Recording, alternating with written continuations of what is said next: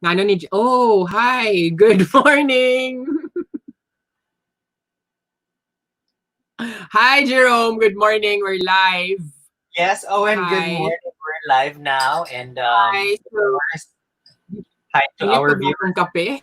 Yes, welcome to our viewers out there. Welcome to another episode of COVID Conversation Over Coffee. And with this very special and wonderful morning, we will be having a spectacular guest who will share knowledge and thoughts regarding how do we create or how do we modify the space workstation in our house due to this pandemic. Are you there, Owen?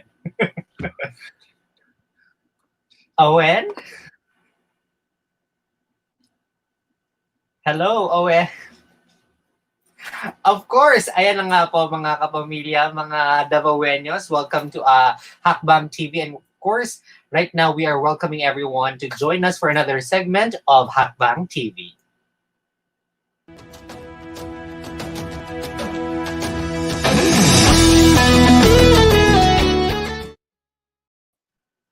I, Hi.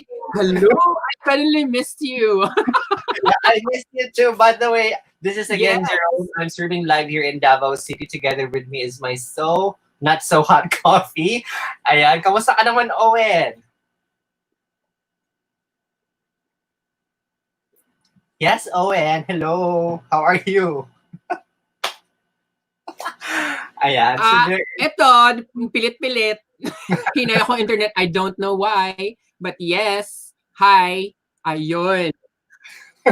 Ayan, so I guess Owen, nagka-problema si Owen sa internet ngayon. Backstage, merong problema. But for sure, your internet will go back as fast as you can because I am so excited. We are so excited to share with you guys our very special guest for today who will share a very good idea dahil most of us are working from home and of course, siya ang magbibigay sa atin ng sneak peek on how to create safe spaces at home, of course, to your business. Ladies and gentlemen, please help me welcome, meet the Filipino architect, Gloryros Metille.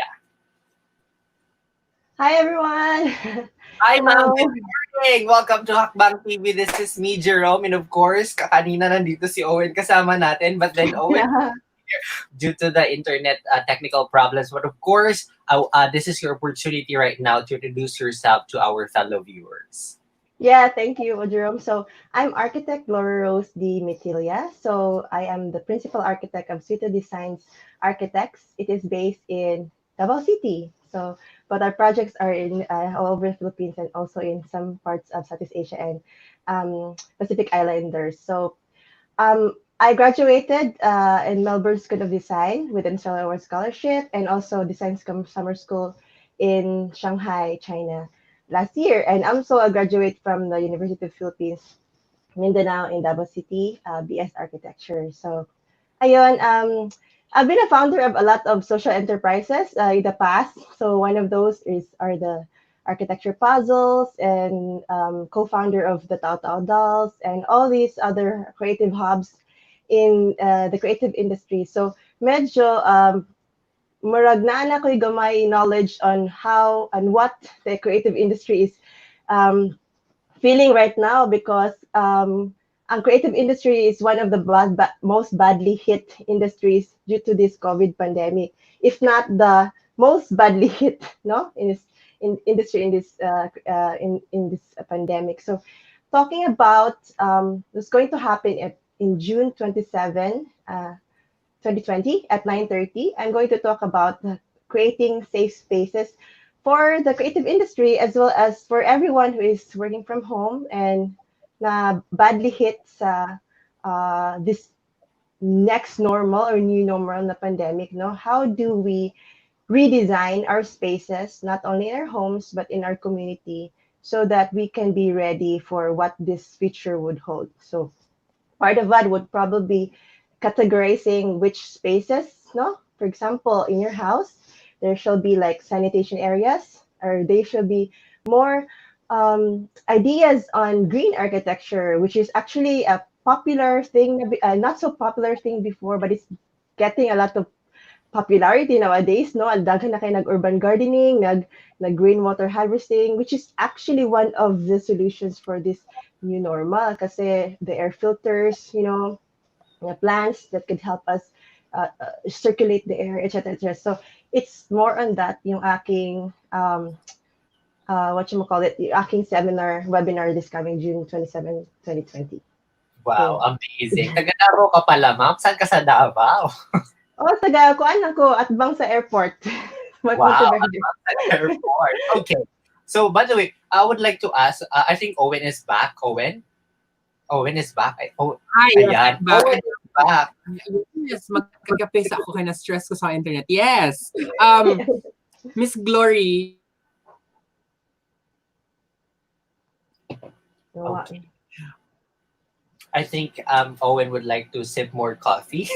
So while we wait for Owen, by the way, we would like to ask, since that's what you do, you are an architect. I've read some of your shortest and the longest, a background of yours. Na isa ka palang architect din ng SM Lanang Premier in Davao City, right? Yeah, I was part of the design team for the in-house design team. Well, like which part of SM Lanang Premier do you yung na-design mo doon? Kasi palagi, No, I was employed as one of the design officers of SM Engineering and Design Development. So what we did before was to really do the development of almost all, if not all the malls in the Philippines. So I was one of the design officers of that entirety of the mall. Wow. Yeah, so yeah. That's so Yeah. nice. When I guess some of the constructions were stopped or pendings right now, like not just in Yeah. Davao City, but in the whole entire Philippines. And I think Owen is back and ready for our conversation. I hope I'm really back, David. So, Miss Glory, another question before we proceed to some of your experiences now. Kanang unsay reason nimo nganong nakapa-convince sa imuha to join Hakbang as one of our speakers and maybe a mentor? Oh yeah, when you actually asked me about it, I already knew about Hakbang kasi I read the page. So I really love Hey. this, shall I call it advocacy, and I was really thrilled and flabbergasted na you had this innovation agad on events, which is not really happening in other events organizing teams that I know, no. So this innovation is a trailblazer for me. It's a trailblazer for all the other events organizing that's gonna happen and in the future. Not only for this pandemic, but for the future talaga, because we're really going to the digital economy na. So Hakbang is one of those trailblazers for me, in my opinion, on this type of event organizing. So yun, kaya na-join ako. Thank Go you so agad. much. Nagpasalamat gid kaayo ko on my end because this is really hi. I'm back. Am I back? You're Ayun. So I really I really hope that there will be more people like Miss Glory who will be part of this event. Kay their expertise are really needed in this time, especially now that we are trying to adapt to changes in how we do things. And of course, our spaces, our buildings, our workspaces, our home spaces are very essential in how we will survive this kind of pandemic. So we are also expecting teams who will be creating innovations. We are expecting teams who are creating innovations in these areas because we also would like to see your solutions. Yun. Exactly. So, Miss Gloria, how about you? What do you expect to see from participants in Hakbang with your katunggi chosen challenge or areas that you would like to help with? Yeah, I really would love to see ideas that are out of the box. Dili lang kanang ideas na kanang we already see, we already read. I would like to see ideas na contextualized more in our setting, in our high-end setting, and then the grassroots setting, low-end setting. Kasi most of the things most of the ideas that I see online and in some news are usually for the high-end new normal pandemic. So it would be nice to see also for the sa mga kabus na mga ideas, no, kanang para sa mga kabus, informal settlers, um, areas that are really marginalized na mga sectors. Unsa man ilang solutions for these sectors in the context of pandemic, COVID pandemic. Yun. Wow, that's so nice. And I think it's really needed to have this kind of thinking that we are going to think of as spaces. Kasi ako both kami ni Owen were working in an event industry, and right now there are only like 10 to 25 guests that are allowed to enter in the ballroom area, right? So I think Yeah, it's really time to know social distancing, creating this might be a space we need, but this is also for our health.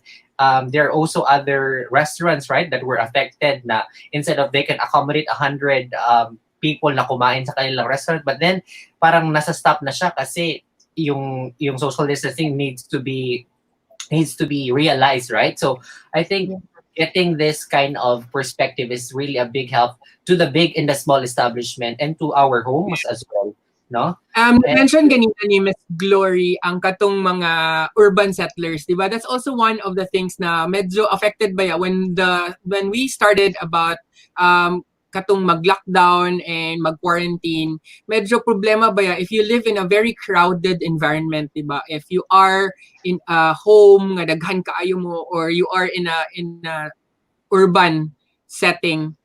So that's one of the things I hope we can really look into kanang mga informal settlers and how we can make them safe. Those na yeah. nagpuyo sa mga crowded gyud kaayo mga lugar. True, true. Very true. Naabay mga kuan ma'am ang mga architects or mga civil engineers or those who are in the design industry. Naaba sila yung mga measures and how to really look into this urban settlements and unsaon nga ma-prevent ang kanang mga health issues. Mhm.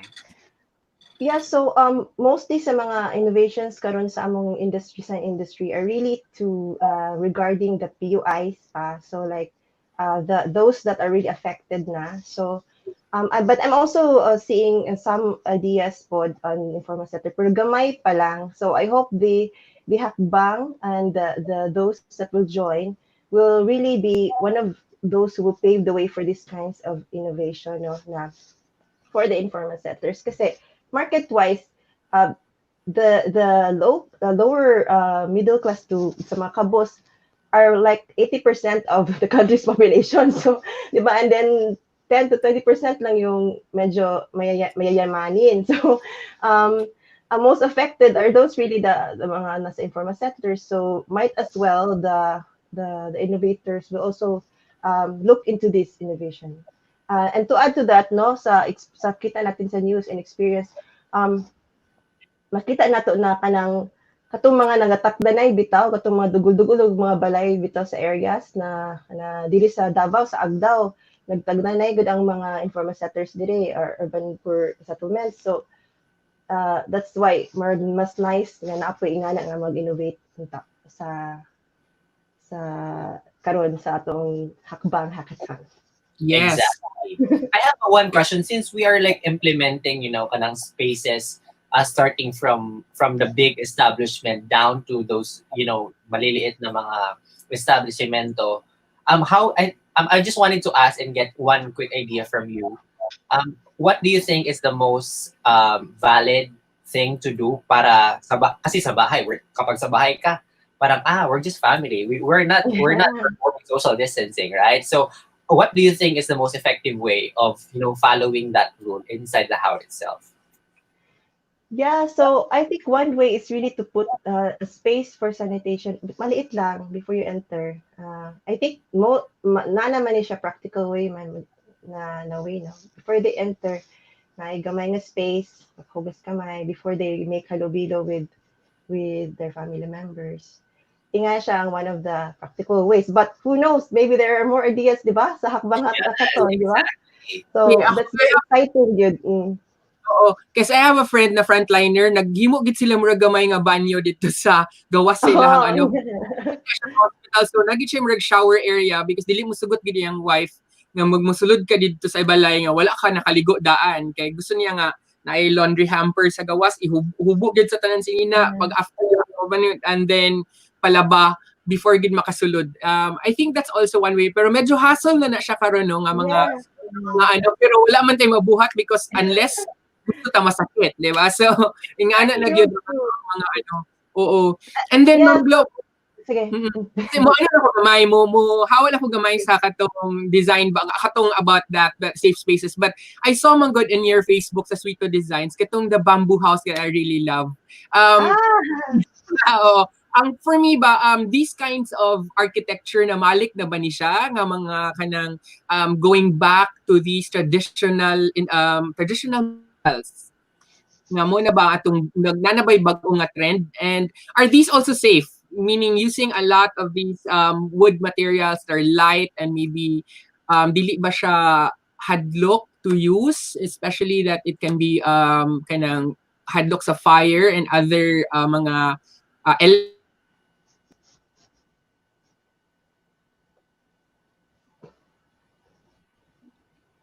I think you can answer now. yeah. So thanks for that, Owen. Also, really, there is a comeback on traditional. It started like in the 2015 to 16, yung comeback ng people or the world wanting to go back to its roots, to its cultural identity. So, but the boost of it is happening now because of the pandemic. So we're seeing a lot of urban gardening, a lot of using of indigenous materials.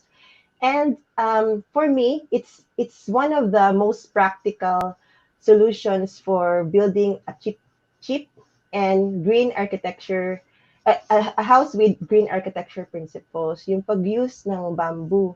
If you can see, if you have visited Indonesia, di ba, meron silang sa Bali may bamboo school. So sikat na siya. And ironically, it's the Philippines that started to learn how to to learn how to do bamboo structures. But then, wala lang siya kayo na love sa atong mga mainstream people. So now, thankfully, it's getting a comeback, and most of the high-end na mga clients wants to have these kinds of structures. Is it safe? Yes, it's very safe. Bamboo is very structurally safe if cured well. So merong siyang ano no, cured. Kailangan cured siya. Kailangan na matambalan ni mo siya before ni mo siya gamiton in some technical ways. In fires, medyo kailangan pa na to study more on how to ano sa mga fires, but on earthquakes nagasway lang yun na siya.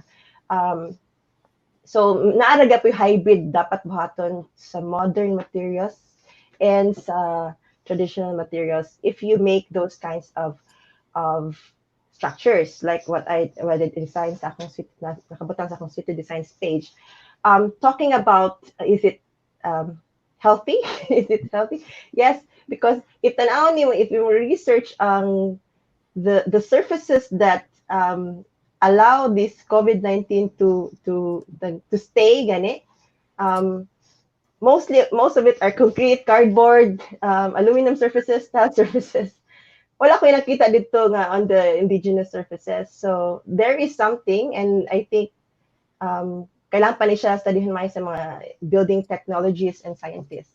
But there is something with indigenous and natural materials that somehow viruses do not stay kaayo. Mulakaw lang sila or yeah. So yun. Good to know that no na even if you're living in a bamboo house, good to know na sinabi mo na viruses cannot really live long, parang dadaan lang sila doon sa bamboo. Well, I think Owen is still checking his connection.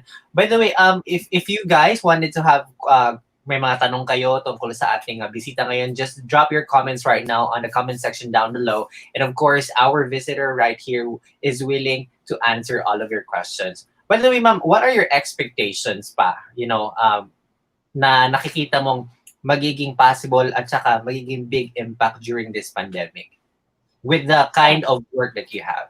with our participants?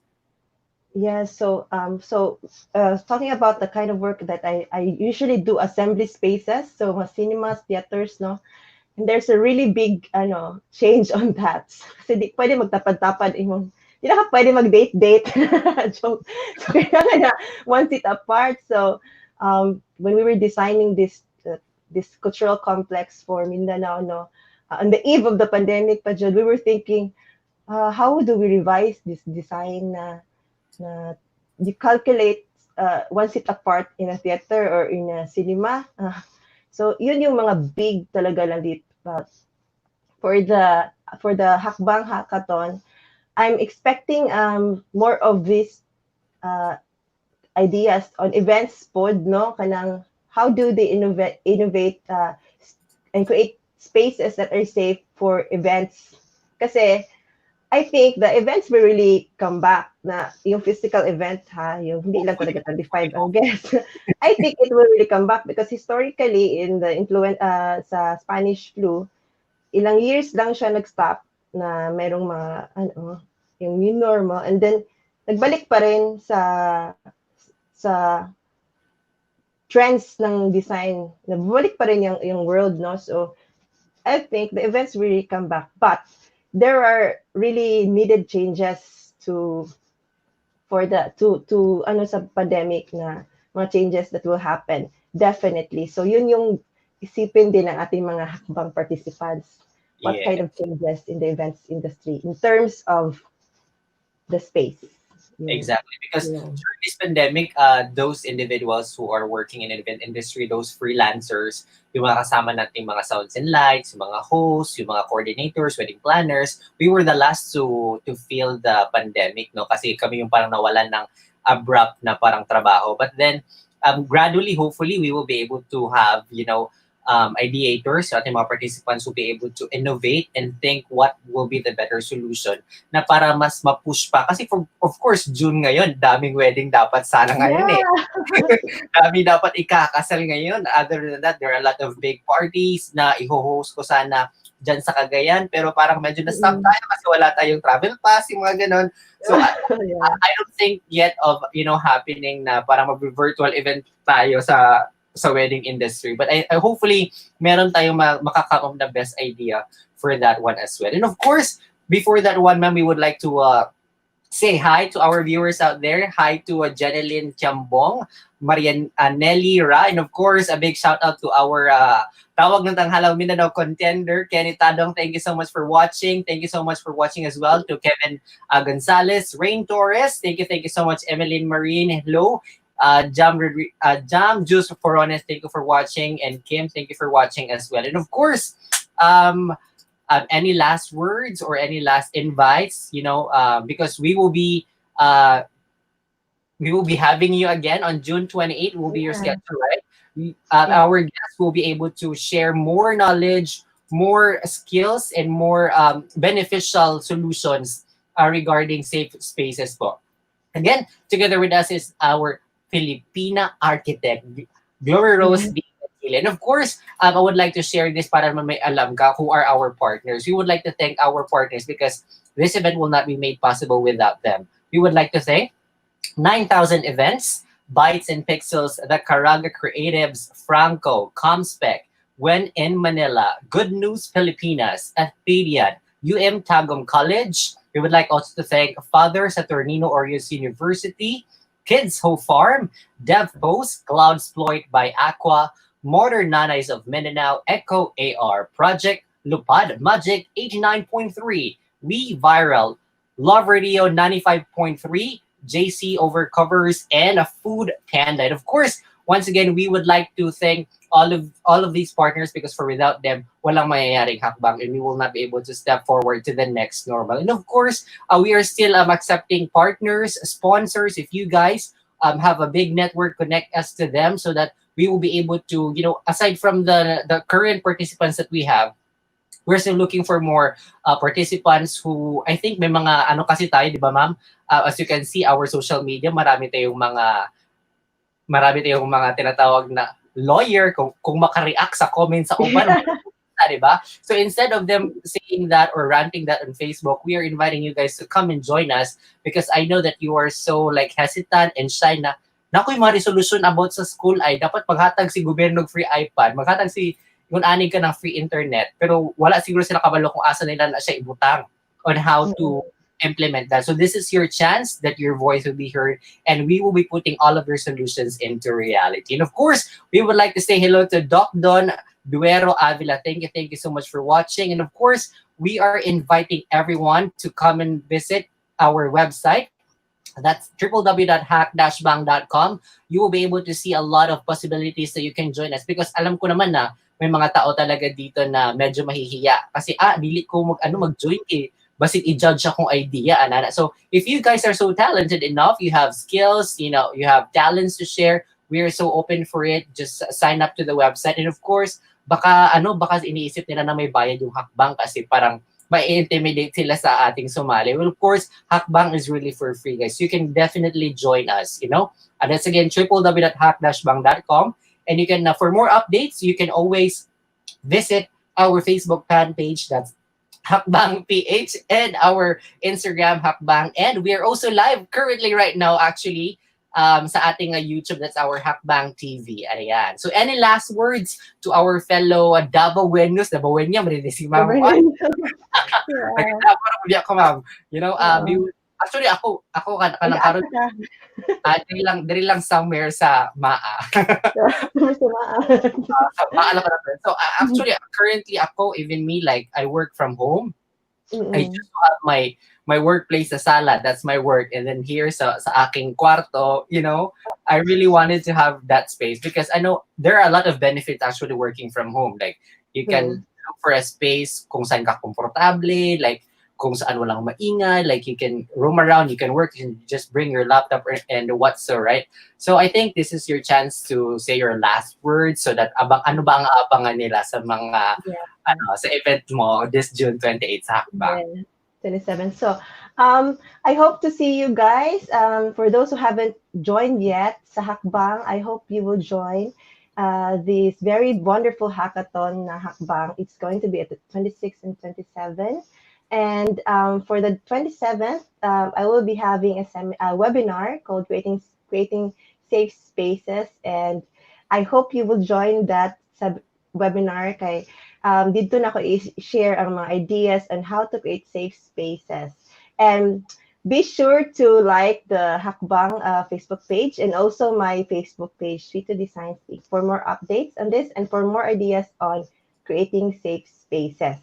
So, ayun. Thanks, Jerome and Owen. Thank you so much. And of course, we would like to say hi once again to our viewers out there. JM Subirino, thank you so much. Romel Dungo, Gingging Ocho, Chill Rose, Rain Torres, Michaela Barca from Dubai, Kenny Tadong, Kevin Gonzalez, thank you so much.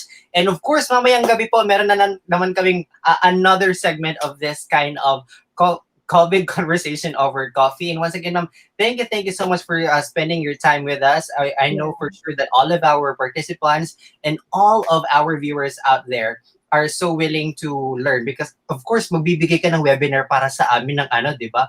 Magbibigay ka sa amin ng webinar for free at dahil dyan, pasok Owen! Ayun na si Owen! Audio, hello, audio mo Owen. Sad na lang ko sa likod. But of course, I was, karoon na na-okay ako internet na mag-goodbye na to. Kalain. I'm so we can end this so you can continue.